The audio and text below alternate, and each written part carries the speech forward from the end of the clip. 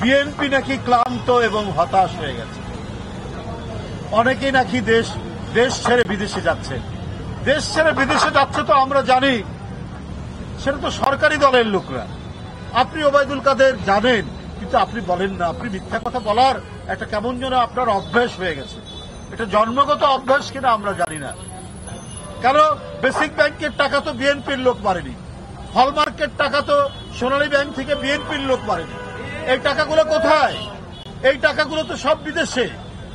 আপনার পদ্মা সেতু, metro rail, flyover, এইসব কাজ থেকে তো বিএনপির কোন নেতা কর্মীরা তো টাকা পাচার করেনি। সব তো আওয়ামী লীগ তার দখলে। তাও শুধু না, বিএনপির ব্যবসা বাণিজ্যও তো দখল করছে আওয়ামী লীগের পান্ডারা। গ্রামে গঞ্জে দোকান পাট থেকে শুরু করে সব তো তাদের দখলে। আমরা আজকে শুনছি বেগমপাড়া, আমরা শুনি সেকেন্ড হোম, তো এগুলো তো শুনি সব যারা ক্ষমতাসীন দলের মন্ত্রী আছেন, ঘনিষ্ঠ লোক আছেন, মন্ত্রীরা আছেন, তাদের আত্মীয় স্বজনদের জন্য সেখানে করা হয়েছে। এই ব্যাপারে তো ওবায়দুল কাদের সাহেব আপনি কিছু বললেন না। আপনার তো এই বিষয়ে কিছু বলার কথা ছিল।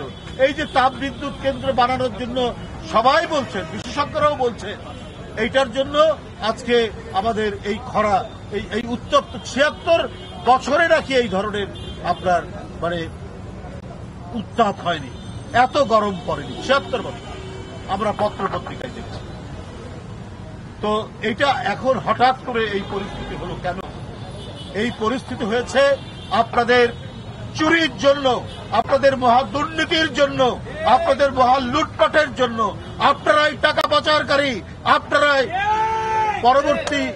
পরবর্তী জীবনে যদি সরকারের পতন হয়, এই কারণে বিদেশে একটা নিরাপদ জায়গা ঠিক করেছেন আপনারা।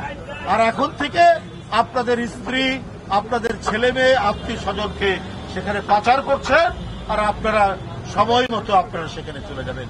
এটাই তো মানুষ বিশ্বাস করে। আরে আমাদেরকে তো জেলে যেতে হয়, আবার জেল থেকে আসতে হয়। আমরা তো জেলে যাওয়া আসার মধ্যে আছি।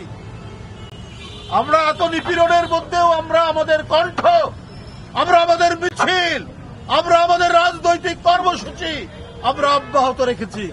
আমরা এই স্বৈরাচার, এই ডাকাত, এই ভোট ডাকাত, এই টাকা ডাকাত, এই দস্যুদের কাছে আমরা মাথা নত করি, এবং মাথা নত আমরা কখনোই করব না।